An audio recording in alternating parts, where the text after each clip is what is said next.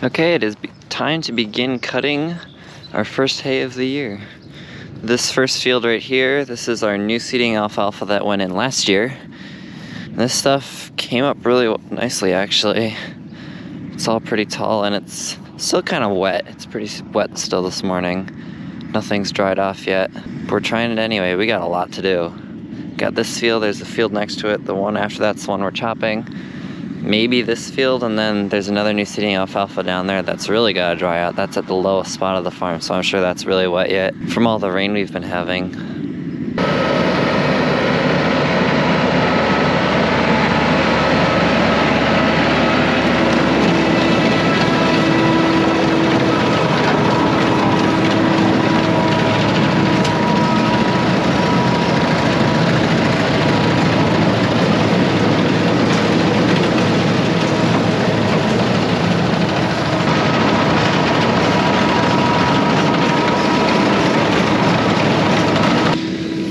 Just found all the string in the field. No idea where this came from.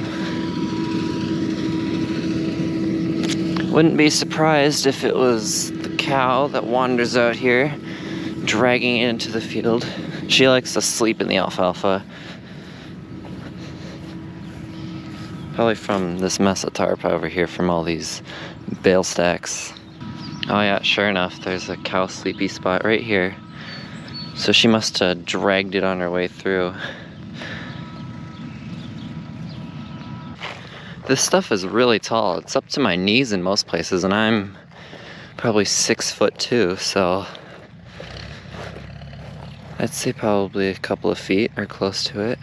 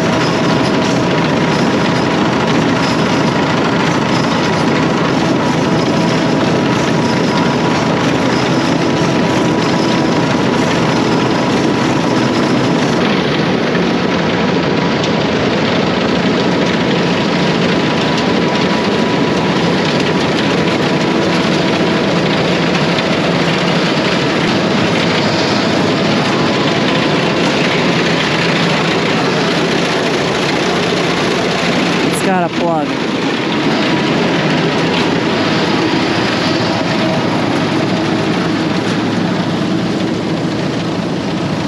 A lot of times, especially when the stuff is thicker like this, there will be a wad of something like manure from when we hauled manure in the winter or something that gets caught on that sickle bar, and then it gets in the way of the knives, so it'll leave this trail of stuff that's still not cut. So he'll stop it and then back it up to hopefully pull it off the sickle and then keep going again.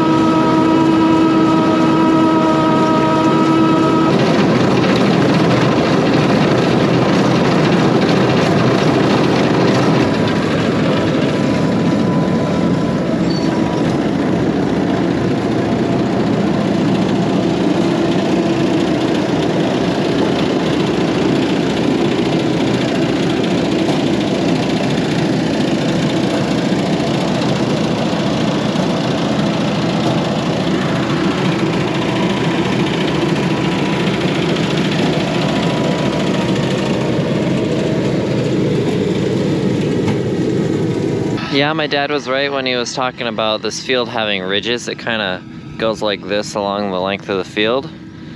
You can kind of see it here, where right here you could tell he was kind of riding on top of one. You know, it's kind of difficult to gauge the height that you should have the haybine at, because it can't just be flat, because if you have it too little, it'll be cutting into the dirt. But obviously it's not going to be an even cut. Like here, this side is lower than this side. You can tell it's kind of cut like a staircase almost.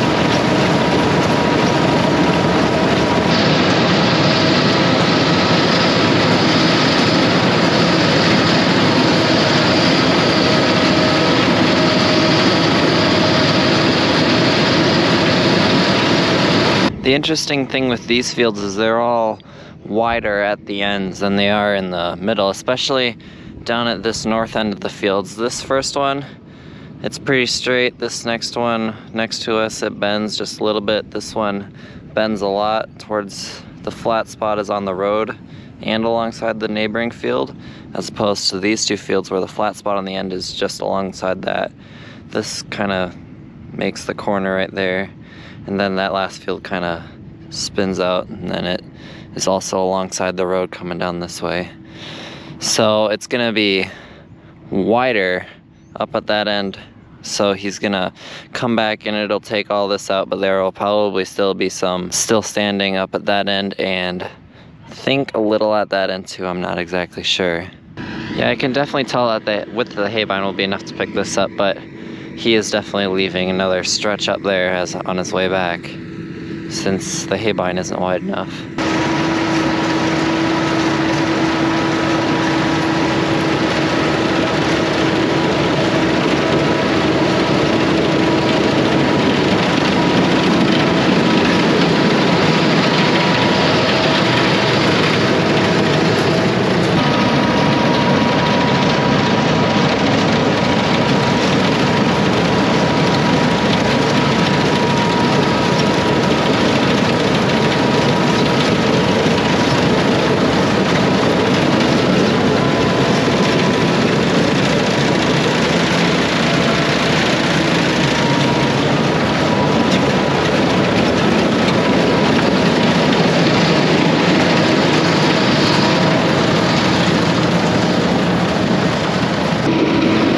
This is one of the more difficult parts of cutting hay right here. This stretch in the middle, once it gets really narrow, you'll have your windrows on either side that you're trying not to pick up, because once you do, it tends to plug really easily. And you don't want to make a mess for the guy who's got to be raking and baling.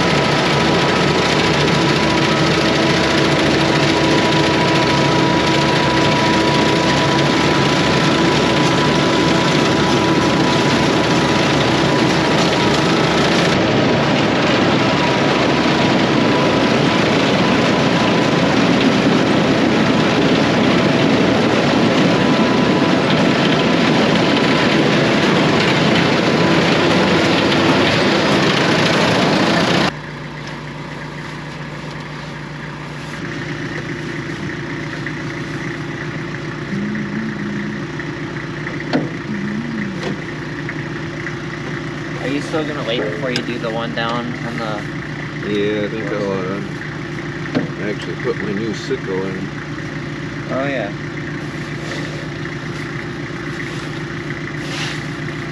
A lot of green worms, that's not good.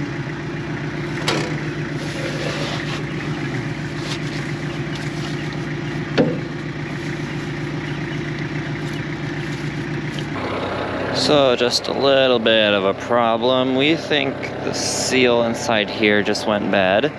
We just saw it spilling a bunch of oil all over the place once we stopped. So now we are slowly on our way back to the shop to probably look at some diagrams and whatnot, see what's wrong. Dad said it is fine while we're going, but once you stop it, then it gets going, draining oil, so we can't have that. So I'm just here making sure that this thing doesn't fall off on the way back to the shop. Alright, so we're down at the lower field now. We're gonna try to go ahead and cut it if we can. We haven't done anything with that PTO yet. We're gonna hope that we can get it all done without having to stop, so we don't leak anything, since it doesn't leak when we're actually mowing. And this stuff really needs to come off. And that PTO wouldn't be a quick fix. So we're gonna try to go ahead and get it all done if we can. And we did get the new sickle put on, so now it's got new knives, new sickle, and everything. So that's probably what that squealing is too. I don't know if you can hear that, but I hear a little bit of squealing. It's probably the new sickle moving back and forth.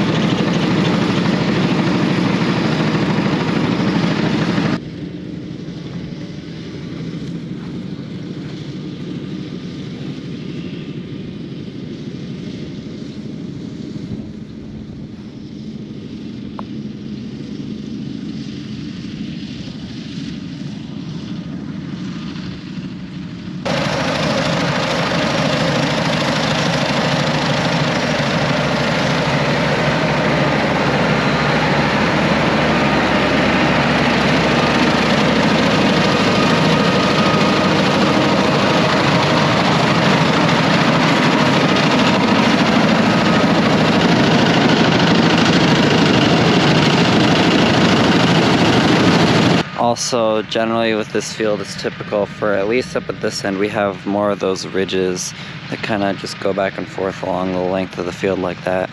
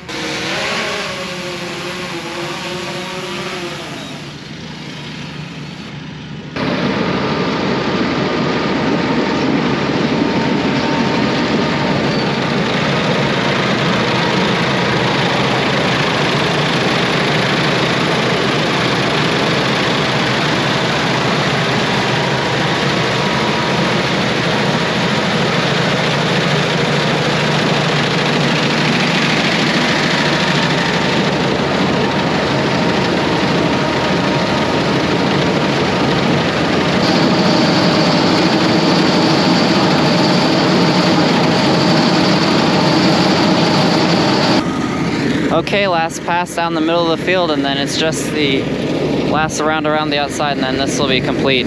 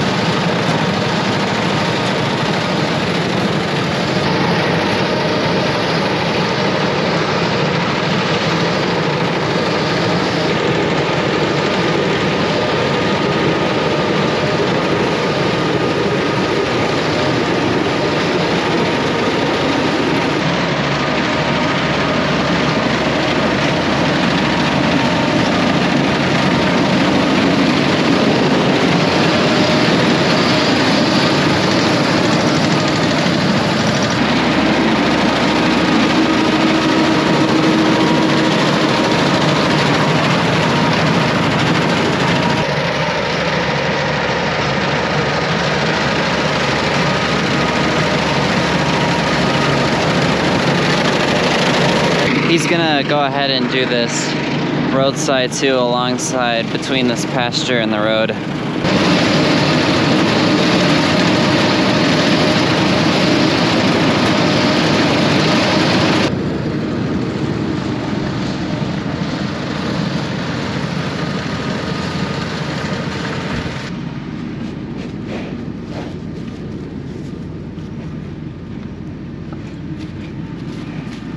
Still got to finish this little bit here in the outside round from this field earlier this morning.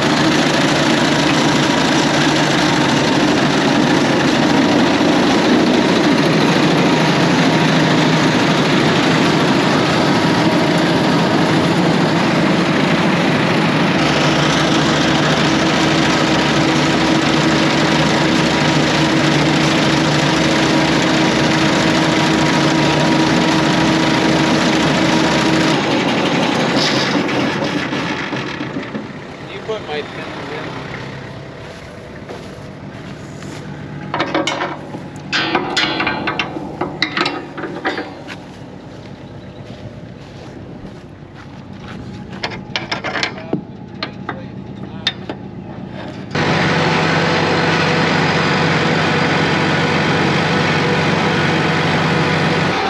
Alright, all done for today.